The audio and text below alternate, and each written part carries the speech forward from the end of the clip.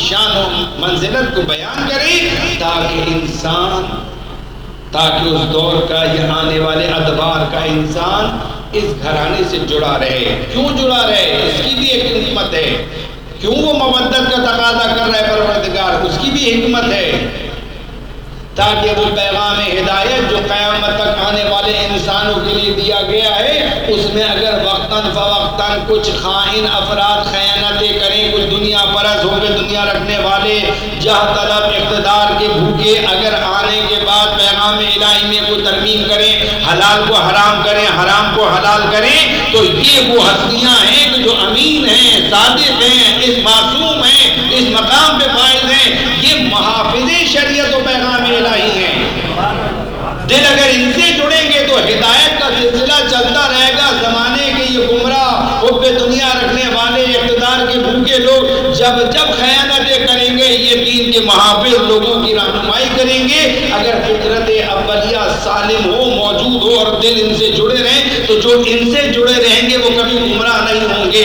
وَإِنَّهُمَا لَن يَفْتَرِقَا حَتَّى يَرِدَ عَلَيَّ الْحَوْض. یہ کبھی قرآن اور اہل بیت ایک دوسرے سے جدا نہیں ہوں گے. جب یہ جدا نہیں ہوں گے تو قرآن کلام الہی ہے، ہدایت ہے.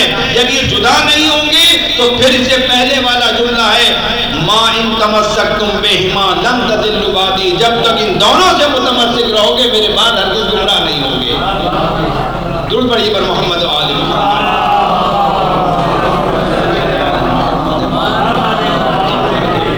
توجہ فرمائی آپ نے. فلسفہ اس مودت کا، یہ محبت ہدف رکھتی ہے، اس کا مقصد ہے. ایسے ہی تقاضا نہیں کیا گیا اس مودت کا، ایسے ہی اللہ کے رسول نے ان کی عظمت بیان نہیں کی. اس خاندان جو عصمت و طہارت ہے اسے کوئی بت بنا کے نہیں دیا میرے لیے کہ ان کی پوجا کرو. یہ پوجا کرنے کے لیے نہیں ہے، یہ اللہ کے بھیجے ہوئے اللہ کی حجتیں، ان کے ذریعے اللہ ہم سے احتجاج کرے گا.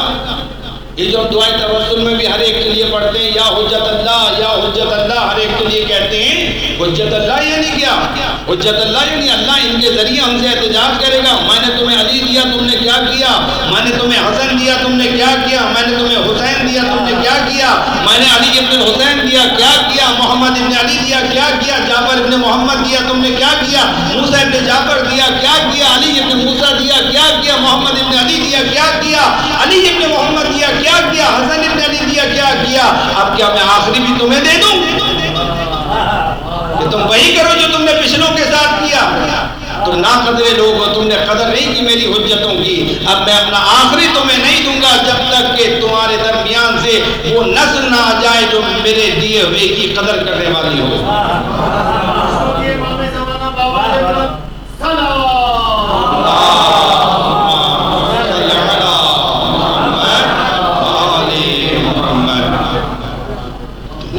ثابت نہیں کیا کہ تم اہل ہو. یہ آخری تحفہ ہے میرا، آخری حجت ہے میری. ان حجتوں کے ذریعے احتجاج ہوگا. مولا علی کے زمانے میں رہنے والوں پر اللہ مولا علی کے ذریعے حجت تمام کرے گا. علی جیسا تمہارے درمیان موجود تھا جو کہتا رہا سلونی سلونی قبل ان تفقدونی. تم نہیں جانتے تھے پھر بھی تم نے جا کے علی سے نہیں پوچھا، جبکہ میں نے واضح کہا تھا فاسألوا اہل الذکر ان کنتم لا تعلمون. پوچھو اگر تم نہیں جانتے، اہل ذکر سے سوال کرو. اگر تم نے نہیں کیا، اہل ذکر موجود تھا تمہارے درمیان. پیغمبر چلے گئے تو کیا ہوا؟ کیا غدیر میں وہ تمہیں علی دے کر نہیں گئے تھے حکم الہی سے؟ کیوں رجوع نہیں کیا علی سے؟ اگر علی چلے گئے تو علی کی جانے کے بعد سن 40 ہجری کے بعد سے لے کے سن 50 ہجری تک اللہ احتجاج کرے گا امام حسن کے وجود کے ذریعے کہ حسن جیسا ایک فرد موجود تھا، حسن ابن علی تمہارے درمیان موجود تھا، کیا کیا تم نے اس کے ساتھ؟ 50 سے سن 60 ہجری 61 کے آغاز تک عاشور کے دن تک اللہ احتجاج کرے گا امام حسین کے وجود مبارک کے ذریعے کہ حسین ابن علی جیسا تمہارے درمیان موجود تھا، کیا کیا تم نے اس کے ساتھ؟ ہر ایک امام کا وجود اس زمانے کے لوگوں پر حجت ہے اور اللہ اس کے ذریعے احتجاج کرے گا. آج کئی صدیوں سے وجود حجت خدا، رسول خدا کا بار بار جانشین جو فلاح پردہ غیب میں ہیں، مگر ہمارے لیے حجت ہے. خدا اس وجود مبارک کے ذریعے ہم سے احتجاج کرے گا کہ میں نے بار بار تمہارے لیے بچا کے رکھا، تم نے اپنے آپ کو کیوں آمادہ نہیں کیا کہ میں تمہارے حوالے کر دیتا؟ نسل بعد نسل اپنی پسند کی زندگیاں گزار کے چلے گئے زیر خاک تمہارے جسم، مگر تم نے میری حجت کے ظہور کے لیے آمادگی پیدا نہیں کی. تم تیار نہیں ہوئے کہ میں پردہ غیب میں رکھ کے اس سے کوئی فائدہ تھوڑی حاصل کر رہا ہوں یا اس کو کوئی فائدہ تھوڑی ہو رہا ہے. وہ کوئی ٹریننگ کا سلسلہ تھوڑی ہے. پردہ غیب میں تمہارے منتظر ہیں ہم، تم آمادہ نہیں ہو. ہم تو دیتے رہے، تم نے قدر نہیں کی. اب ہم انتظار کر رہے ہیں کہ تم لینے والے بنو تو ہم دینے والے ہیں. ہم نے تو 1,24,000 انبیاء تمہیں دیے، تم ایک دن کے اندر 70 انبیاء قتل کر دیا کرتے تھے. ایسے نہ قدر ہو. اب قدردان جب تک نہیں بنو گے ہم اپنی آخری حجت تمہیں نہیں دیں گے. خدا کی حجت ہے، خدا نے اپنے وعدے بھی تو پورے کرنے ہیں. اگر یہ آخری حجت بھی تمہیں دے دیا تو آج تم جا کے بعد معذرت کے ساتھ ہی جملے ادا کر رہا ہوں، آج تم جا کے ظالموں کے دروازوں پہ بیٹھ جاتے ہو، فلاں جگہ کا گھیراؤ کرتے ہو، انصاف مانگتے پھر رہے ہو. تو آج تم جب اپنے لیے انصاف ظالموں سے مانگتے پھر رہے ہو تو حجت خدا کو اگر بھیج دوں تمہارے کہنے سے الجل الساعہ، تم بھلا اس کا کیا ساتھ دو گے؟ تم تو پھر ان ظالموں سے تم کرو کے حوالے کر دو گے. یہ تم سے زیادہ طاقتور ہیں.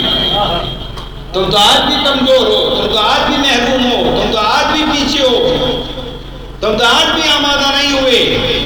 دشمن بھی تیاری کیے ہوئے، ماضی میں بھی اس نے تیاری کی تھی. خیبر کے قلعے بنائے تھے، اپنے آپ کو مضبوط کر لیا تھا، اپنا دفاعی نظام مضبوط کر لیا تھا، اقتصاد مضبوط کر لیا تھا، ہر حوالے سے اپنے آپ کو مضبوط کر لیا تھا اس نے. وہ تو علی جیسا میں نے دے دیا تھا کہ جس نے آ کر ان کی کمر توڑ دی. مگر آج کہاں ہے کوئی؟ آج کہاں ہے؟ بہت قلیل تعداد امید کی کرن بن کے سامنے آئی ہے جو اپنا کردار ادا کر رہی ہے، جس کے لیے دل سے دعائیں نکلتی ہیں. حزب اللہ لبنان ہیں، سپاہی پاسداران ہیں، حشد الشعبی ہیں. اب جمل میں حوثی سامنے نظر آئیں، یہ مقاومت کے پیکر. ان کی دیکھ دیکھی ماشاءاللہ اب حماس کے اندر بھی وہ شعور آ گیا اور وہ بھی سمجھ گئے اور یوں آپس میں کوارڈینیشن بڑھ گیا ہے. یہ قوتیں جمع ہو رہی ہیں. یہ سب کے ساتھ اس ظہور کے لیے زمینہ سازی کر رہے ہیں. مگر اکثریت ابھی بھی خودتا ہے. ایک وہ منتظر ہیں جو میدان میں اتر کے انتظار کا اصل فلسفہ بیان کر رہے ہیں، اور ایک تم ہو جو صرف اپنی خواہشات کو پورا کرنے کے لیے، اپنی مشکلات کو دور کرنے کے لیے میری حجت کا انتظار کر رہے ہو. یہی کہہ نا پروردگار کس لیے انتظار ہے ہمیں اور آپ کو؟ کس لیے انتظار ہے امام زمانہ کا؟ بتائیں کس لیے انتظار ہے؟ پھنسے بھی لوگ ہیں نا، ہم لوگ مشکلات کا شکار ہیں. یہی چاہتے امام زمانہ ہے، مشکلات سے نجات مل جائے. امام زمانہ منتظر ہیں ان لوگوں کے کہ جو آنے والے وقت میں ظہور کے وقت کی جو مشکلات ہیں اس میں امام زمانہ کا ساتھ دیں، نہ کہ اپنی مشکلات کو حل کرانے کے لیے امام زمانہ کا انتظار کر رہے ہیں. وہ تو ہم سے پچھلے بھی کرتے رہے، وہ تو ہم سے پچھلے بھی کرتے، ہمارے اسلاف بھی انتظار کرتے رہے، ان سے پچھلے بھی کرتے رہے، ان سے پچھلے بھی کرتے رہے. 12 صدیاں گزر گئی انتظار کرتے ہوئے. سب کا یہی حال تھا. اگر آج بھی ہمارا یہ حال رہا انقلاب اسلامی کے بعد بھی، اس بیداری کے بعد بھی، اس مقاومت کے بعد بھی کہ ہم نے اپنے جوانوں کو آمادہ نہیں کیا، ہمارے جوان بیدار نہیں ہوئے، منظم نہیں ہوئے، ایک دوسرے کا ساتھ تعاون نہیں کیا، امر خیر میں، تقویٰ و پرہیزگاری میں ایک دوسرے کو مضبوط نہیں کیا، اور بزرگوں نے ان کی سرپرستی نہیں کی، بیداری اور شعور کے حوالے سے اگر کام نہیں کیا گیا تو پھر یہ نسل بھی گزر جائے گی. پھر شاید اگلی نسلیں خوش نصیب ہوں اگر وہ بیدار ہو جائیں. درود پڑھیے بر محمد و آل محمد. ہے یہ محبت و مودت بے ہدف نہیں ہے. یہ مودت اگر ہے اور یہ اگر تقاضا ہے تو اس کا فلسفہ یہ کہ دین مبین اسلام سے قریب ہوا جائے، دین کو ان سے لیا جائے، احکام الہی کو ان سے لیا جائے. اسلام کیا ہے؟ اسلام ہے کیا؟ اسلام ایک راستے کا نام ہے. اسلام کو اگر ہم کہتے ہیں کہ اسلام ہدف ہے، اسلام کی راہ میں قربانی، تو ایسا نہیں کہ بادشاہ پہ اپنی جان قربان کر دی سپاہیوں نے، کیونکہ بادشاہ ہے وہ جیتا رہے اور ہم مر گئے. ایسا نہیں ہے. اسلام ایک راستے کا نام ہے. یہ راستہ ہم نے بچانا ہے. یہ راستہ کس طرح بچانا ہے؟ اس راستے کا تحفظ کس طرح کرنا ہے؟ کیوں؟ اس لیے تحفظ کرنا ہے کہ اسی راستے پر چل کے ہم نے منزل تک پہنچنا ہے. جسٹ لائک بالکل اس طرح جیسے ایک پل کی حفاظت کرتی ہے فوج. اگر پل چلا گیا تو ہماری رسد بند ہو جائے گی، ہم یہاں آگے نہیں بڑھ سکیں گے. پل کی حفاظت کی جاتی ہے، برج ہے، اس کے ذریعے منزل تک پہنچا جاتا ہے. پل اگر ضائع ہو جائے تو ہم بھی آگے نہیں بڑھ سکتے، اور اگر ہمارے پیچھے سے ضائع ہو جائے تو ہمارے پیچھے آنے والے وہ آگے نہیں آ سکتے. آج اگر اسلام برباد ہو جائے تو آنے پیچھے آنے والی نسلوں کا کیا ہوگا؟ امام حسین خود قربان ہو گئے، اپنے اعزا اقربا بہترین صاحب قربان کر دیے تاکہ دین مبین اسلام کو، اس راستے کو آنے والی نسلوں کے لیے بچایا جا سکے. منہج اسلام کے اندر کارستانیاں تو شروع ہو گئی تھی، حلال حرام بنانا شروع کر دیا تھا، حرام کو حلال کرنا شروع کر دیا تھا، دین کو بیان کرنا بند کر دیا گیا تھا. اس وقت حاکم اپنے فضائل و کمالات ممبروں سے بیان کرواتا تھا، مگر وہ پیغام الہی بیان نہیں ہوتا تھا، مکتب اہل بیت بیان نہیں ہوتا تھا. مکتب اہل بیت جب ہم کہتے ہیں تو ہماری مراد اصل اسلام ہے، خالص اسلام، وہ اسلام جو اللہ کے رسول لے کر آئے، جس میں نہ کوئی کمی نہ کوئی زیادتی، وہ اسلام مراد ہے. تو اہل بیت سے وابستہ الحمدللہ آپ تاریخ خدا کے دیکھ لیجئے کہ طول تاریخ میں اسلام کے لیے اگر قربانیاں دی گئی ہیں تو ان میں سر فہرست آپ کو مکتب اہل بیت سے وابستہ افراد نظر آئیں گے. ظالموں، جابروں، سفاک، بدبخت حکمران تاریخ کے اگر آپ کو دشمن نظر آئیں گے تو وہ اہل بیت کے ماننے والوں کے نظر آئیں گے. جو ظلم و ستم تشیع کے ساتھ کیا گیا طول تاریخ میں، وہ کسی اور کے ساتھ نہیں کیا. ایسے نہیں ہے، اس کا بھی پیچھے فلسفہ ہے. جانتے تھے وہ کہ انہیں اگر کوئی خدشہ ہے تو اسی سے ہے، اصل اسلام کو نہیں چاہتے تھے. باقی جو ہماری مرضی کا ہے، ہمارا بنایا ہوا ہے، اس پہ جو چل رہے ہیں ان سے کوئی خطرہ نہیں، کیونکہ یہ ہمارے بنائے ہوئے طور طریقوں پر عمل کر رہے ہیں اور ان سے ہمیں کوئی خطرہ نہیں، ہماری گرفت میں ہے. مگر جو ہماری گرفت میں نہیں ہے، جو اصل اسلام پر عمل کر رہا ہے، جو اسلام کے اصل تقاضوں کو پورا کر رہا ہے، وہ خطرناک ہے، اسے گرفت کیا جائے. اس لیے زندانوں میں ڈالے گئے، زندہ چنوائے گئے، سادات کو چن چن کے قتل کیا گیا. بر صغیر کے اندر لشکر بھیجے گئے کہ جہاں جہاں بھی گئے ہیں انہیں جا جا کے چن چن کے مارا جائے تاکہ اصل اسلام آگے نہ پھیلے. جب تک خاندان عصمت و طہارت کے افراد زندہ ہیں، ان کی نسلوں کے افراد سادات زندہ ہیں، دین آگے بڑھتا رہے گا، قیام ہوتے رہیں گے. کبھی جناب زید کا قیام، کبھی یحییٰ ابن زید کا قیام، یہ قیام ہوتے رہے تاریخ میں، اور اس کے بعد بھی مختلف، مگر یہ راستہ روک نہیں سکے. مودت اتنی گہری تھی، یہ رشتہ اتنا مضبوط ہوتا چلا گیا کہ وہ اس سلسلے کو منقطع نہیں کر سکے. پھر وہ دور بھی ہم نے دیکھا، الحمدللہ ہمیں افتخار حاصل ہے کہ صدیوں کے بعد بالآخر اگر تبدیلی آئی اور 2500 سالہ شہنشاہیت کو اگر واصل جہنم کیا تو وہ کس نے کیا؟ مکتب اہل بیت کے پیروکاروں نے کیا. نظام اگر بدلا، اسلام کو اگر عالمی سطح میں متعارف کروایا، اسلام کو اگر نظام میں لے کر آئے تو کون؟ جو در اہل بیت سے وابستہ تھے، جو مکتب کربلا کے شاگرد تھے، جو ولایت امیر المومنین کا اقرار کرنے والے تھے، جو مظلوم کربلا کے عزادار تھے، انہوں نے ہی دنیا کے اندر غیر متوقع، جس کی توقع نہیں کی جا رہی تھی، جس کی جانب دنیا بھر کی ایجنسیاں سوچ بھی نہیں رہی تھی کہ ایسا ہو جائے گا، اسے عادی معاملہ دے رہی تھی، اتنا عظیم انقلاب جس کی بنیاد اصل اسلام ہے. اگر کوئی اور اسلام ہوتا تو کوئی مشکل نہیں تھی، کب کی بساط لپیٹ دیتے، مگر یہ اصل اسلام پر مبنی جب انقلاب آیا تو دنیا بھر کی استعماری قوتوں کے ہاتھ پاؤں پھول گئے. پھر بھی برمی تھے، جنگ مسلط کر دی، پابندیاں لگا دی، شخصیات کو ٹارگٹ کیا، مگر مکتب اہل بیت کو پہچانے نہیں. یہ مکتب شہادت ہے، یہاں جتنا شہید کرو گے اتنی طاقت بڑھتی چلی جائے گی، اتنے جذبے بلند ہوتے چلے جائیں گے، اتنا بصیرت میں اضافہ ہوتا چلا جائے گا. جتنے شہید کرو گے ان شہیدوں کا لہو اس قوم کی، اس ملت کی رگوں کے اندر سرایت کر کے انہیں اور طاقتور بنا دے گا.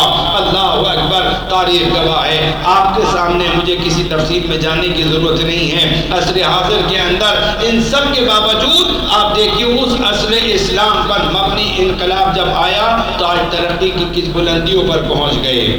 ٹاپ، دنیا کی ٹاپ جو طاقتیں ہیں بیان نہیں کرتے یہ لوگ. میڈیا پابند ہے، وہ بیان نہیں کرتا، موازنہ بھی نہیں کرتے دیانتداری کے ساتھ کہ آج کامیابیاں کیا ہے. تم نے ڈرون بنائے، میں اکثر کہا کرتا ہوں تم نے ڈرون بنا کے اڑایا اور لے کر آئے ہماری فضا میں، یا اتنی جنگ کے باوجود، محرومیوں کے باوجود، پابندیوں کے باوجود اس مقام پر پہنچ گئے ترقی حاصل کریں کہ تم نے بنایا ہماری فضا میں لائے، ہم نے فضا میں تمہارے اختیار سے چھین کر اسے آرام سے نیچے اتار لیا.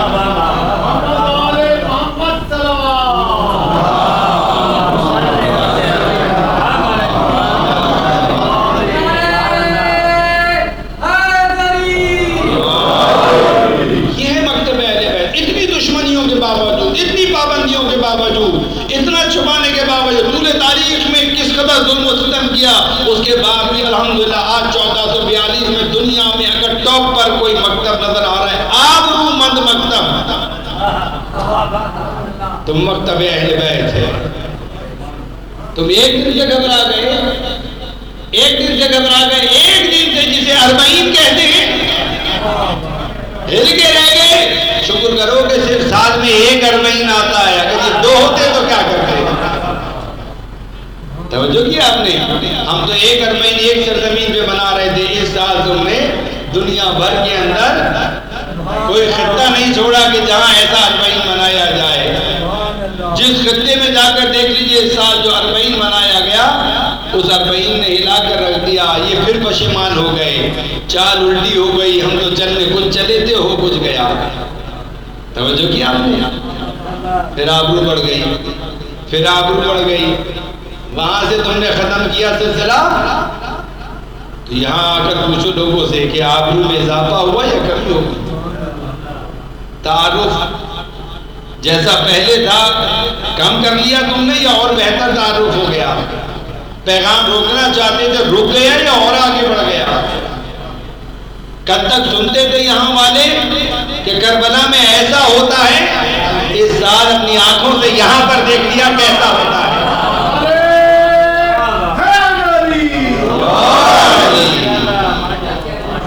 ہم تو اپنے آپ کو محروم سمجھتے تھے، پتہ چلا کہ اوروں کے دلوں میں بھی جذبے تھے، وہ بھی محروم تھے.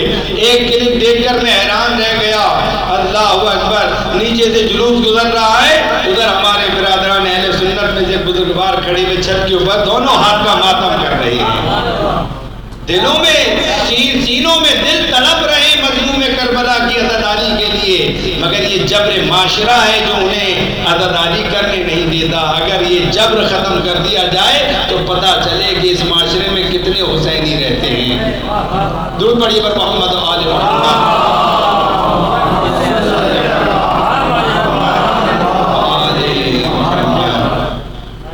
مکتب اہل بیت ہے، اس مکتب کو پہچانے عزیزو. ہماری رگ و پے میں ان ماؤں کے اور اس پدر بزرگوار کے وراثتی اثرات ہیں کہ جنہوں نے ایسی حسب نسب سے وجود پایا ہے کہ جو مکتب اہل بیت میں ہر دور کے اندر ثابت قدم رہا ہے. سلام ہمارے ان ماؤں پہ جنہوں نے اس عزاداری مظلوم کربلا کو اس وقت بھی جاری رکھا جب مرد عزاداری نہیں کر پا رہے تھے تو گھروں میں عزاداری کو زندہ رکھا. سلام ان ماؤں کو جو اپنے بچے قربان کر کے کربلا جاتی رہی مگر سفر کربلا کو ترک نہیں کیا. سلام ان عزاداروں کو، ان حقداروں کو جنہوں نے اپنے ہاتھ پاؤں کٹا لیے مگر سفر کربلا کو ترک نہیں کیا. ایسے ہی نہیں پہنچا یہ کربلا کا پیغام ہم تک، ایسے ہی عزاداری نہیں پہنچی، قربانیاں دی ہیں. بڑا احسان ہے ان بزرگوں کا ہمارے. ہر فاتحہ میں ہر دعا میں انہیں یاد رکھا کریں. اس مکتب اہل بیت جیسی نعمت کو جو آج ہمارے پاس ہے مظلوم کربلا کی عزاداری کے ذریعے، تو اسے پہنچانے والوں کو فراموش نہ کریں، وسیلے کا انکار نہ کریں. جو وسیلہ بنے ہم تک پہنچانے کا پیغام کربلا کو، ان بزرگوں کی، ان ہمارے اسلاف کی بڑی منزلت ہے اور بڑا اجر. اگر انہوں نے زندگی میں کوئی کام بھی نہ کیا ہو تو صرف اسی کام پر وہ بخش دیے جائیں گے، وہ بخش دیے گئے انشاءاللہ، امید ہے. جیسا کہ وعدہ ہے. کوئی عمل کام نہیں آئے گا مگر یہ عزاداری کام آئے گی. اس عزاداری کو یہ آگے بڑھانا کام آئے گا. آج ہمارے کندھوں پر یہ ذمہ داری ہے کہ ہم زندگی اور حیات اس عزاداری کے ذریعے اپنے وجود کے لیے حاصل کریں اور اسی حیات کو اپنی اگلی نسلوں کے لیے محفوظ بناتے ہوئے ان کے سپورٹ کریں. میں یہیں سے استفادہ کروں گا. میں جو دیکھ رہا ہوں بہت سے علاقوں میں جاتا ہوں, خوشی ہوتی ہے جب والدین بزرگان اپنے چھوٹے بچوں کو اپنے ساتھ لائے ہوئے ہوتے ہیں. جیسے ہمارے بزرگان اور آپ کے بزرگان ہم سب کو لے کے جایا کرتے تھے. کیا ہو گیا کہ آج ہمارا کنٹرول اپنے نسلوں سے ختم ہو گیا کہ ایک ڈیوائس کے حوالے کر دیا ہم نے کہ آج بچے مجھے یہاں نظر نہیں آ رہے, ہاں نیچے ہوں گے, مگر اوپر لانے کی طاقت نہیں رہی. اس گیپ کو پورا کرنا ہوگا, اس کمزوری کو دور کرنا ہوگا, کاؤنسلنگ کرنی ہوگی, ان بچوں کو سمجھانا ہوگا کہ دیکھو جو کچھ آج ہمیں ملا ہے اس فرش ادا پہ بیٹھنے کی وجہ سے ملا ہے, سڑک پہ کھڑے رہنے یا چبوترے پہ بیٹھنے کی وجہ سے نہیں ملا. اس فرش پہ بیٹھنے, شعور اس فرش پہ بیٹھنے کی وجہ سے ملے گا. یہ فرش وہ ہے, اگر تمہارا عقیدہ نہیں ہے تو اور بات ہے, مگر ہمارا عقیدہ تو ہے اس فرش پر بڑی بڑی ہستیاں آ کر بیٹھتی ہیں. تو جو خوش نصیب ہے جسے یہ شرف ملتا ہے کہ وہ اس فرش پر بیٹھے جس پہ اہل بیت رسول بیٹھتے, جس پہ اہل بیت رسول بیٹھا کرتے تھے. کون سی طاقت ہے جو تم سے یہ شرف چھین رہی ہے اور تمہیں فرش ادا پہ بیٹھے نہیں دیتی؟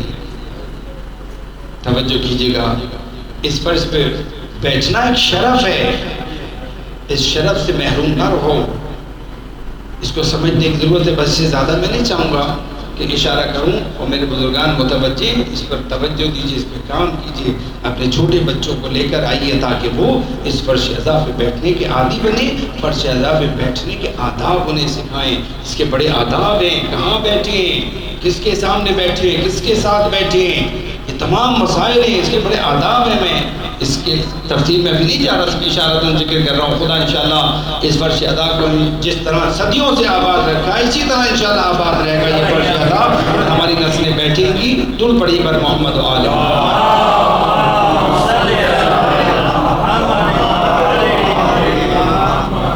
تو اس مودت کا تقاضا یہ ہے کہ دین مبین اسلام اہل بیت سے لیا جائے, سمجھا جائے. پھر لیا جائے, کس لیے لیا جائے؟ تاکہ میموری میں محفوظ رکھا جائے؟ نہیں. کتابیں لکھی جائیں؟ نہیں. تقریریں کی جائیں؟ نہیں. دین مبین اسلام اس لیے لیا جائے کہ اس دین کی تعلیمات پر, احکامات پہ اپنی زندگی کو استوار کیا جائے. سانچہ دیکھا ہے آپ نے؟ سانچہ کسے کہتے ہیں؟ اینٹوں کے یا کبھی بلاک بنانے والے کے بھٹے پہ جائیں تو وہ ایک بلاک کا سانچہ بنا کے رکھتا ہے. گارا پھیلا ہوا ہوتا ہے مگر وہ سانچہ رکھ کے اسے سانچے کے اندر لے کر آتا ہے, تبھی وہ کارآمد بنتا ہے.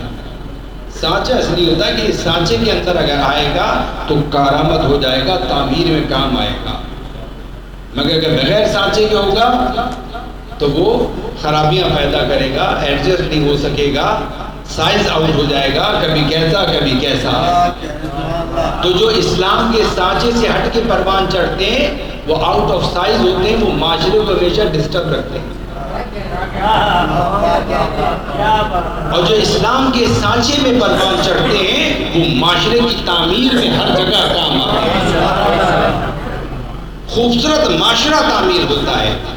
دین نام ہے اس سانچے کا کہ جس میں آپ کی شخصیت کو, آپ کے اخلاق کو, آپ کے کردار کو, آپ کے اعتقادات کو, آپ کی افکار کو اس سانچے کے اندر پروان چڑھنا ہے, تربیت پانا ہے.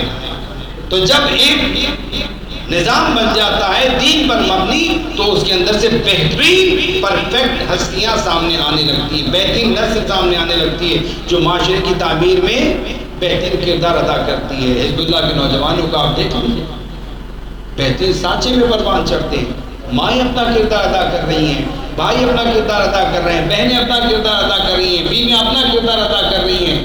نظام بن گیا ہے, اس نظام کو ایکسیپٹ کر لیا ہے, اس کے فیوزات و برکات کو سمجھ لیا ہے, دنیا کی حقیقت کو سمجھ لیا ہے. وہ پہ دنیا دل سے نکل گئی, ماں الوداع کر لی اپنے بیٹے کو, کہاں؟ میدان میں جانے کے لیے, قربان ہو جانے کے لیے. افتخار کر رہی ہے, افتخار کے ساتھ اس کی شہادت کی خبر سن رہی ہے. جب ماں اس نہج پر پہنچ جائیں اپنا کردار ادا کریں، جب بیویاں اس نہج پہ پہنچ جائیں کہ اپنے سہاگ کو دین پر اور انسانیت کی خدمت میں قربان کرنے کے لیے تیار ہو جائیں، تو پھر وہ معاشرے مضبوط معاشرے بن جاتے ہیں، ان کا دفاع بھی مضبوط ہو جاتا ہے، ان کا نظام بھی مضبوط ہو جاتا ہے، ان کی معیشت بھی مضبوط ہو جاتی ہے۔ دشمن تو اپنی کارروائیاں کرتا رہا ہے، کرتا رہے گا، وہ شروع سے اپنی کارروائیاں کر رہا ہے، مگر داخلی طور پر وہ مضبوط ہو جاتے ہیں۔ مگر اگر داخلی طور پر کھوکھلے اور ضعیف ہو جائیں تو پھر دشمن کو باہر سے لشکر کشی کرنے کی ضرورت ہے۔ یہ اور بات کہ ہم اپنی طاقت کی بنیاد پہ بچے کو روک لیتے ہیں، مگر بچہ تو کرنا چاہتا ہے، اگر وہ چھوڑ دیں تو وہ جو چاہ رہا ہے وہ کرے گا، اس کی قوت ارادی مضبوط ہے، وہ کرنا چاہتا ہے کرے گا، ہم طاقت سے اسے روک لیتے ہیں۔ وہ کون سی چیز ہے، کون سی طاقت ہے جو اسے روکتی ہے، ہمارے قوت ارادی کو ضعیف کرتی ہے؟ بس آخری جملہ، اور وہ چیز جو ہماری قوت ارادی کو ضعیف کرتی ہے وہ ہے گناہ۔ گناہ قوت ارادی کو ضعیف کر دیتے ہیں۔ اسی لیے آج انٹرنیشنل میڈیا، چاہے الیکٹرانک میڈیا ہو، پرنٹ میڈیا ہو یا سوشل میڈیا ہو، بھرپور طریقے سے دشمن قوتیں اس کے اندر فحاشی، عریانیت، بےہودگی اور دیگر اس قسم کی چیزیں ڈالتے ہیں تاکہ نسلیں گناہوں میں ملوث ہو جائیں، اور جب یہ گناہوں میں ملوث ہو جائیں تو ان کی قوت ارادی، ان کی ول پاور ضعیف ہو جائے، ویک ہو جائے، اور جب ہم کچھ کرنا چاہیں تو یہ اسٹینڈ نہ لے سکیں کیونکہ ان کی قوت ارادی ضعیف ہے، خوف کا شکار ہو جائیں، ڈر کا شکار ہو جائیں۔ قوموں کو ضعیف کرنے کے لیے پہلے ان کے جوانوں کو گناہوں میں ملوث کرتے ہیں۔ آج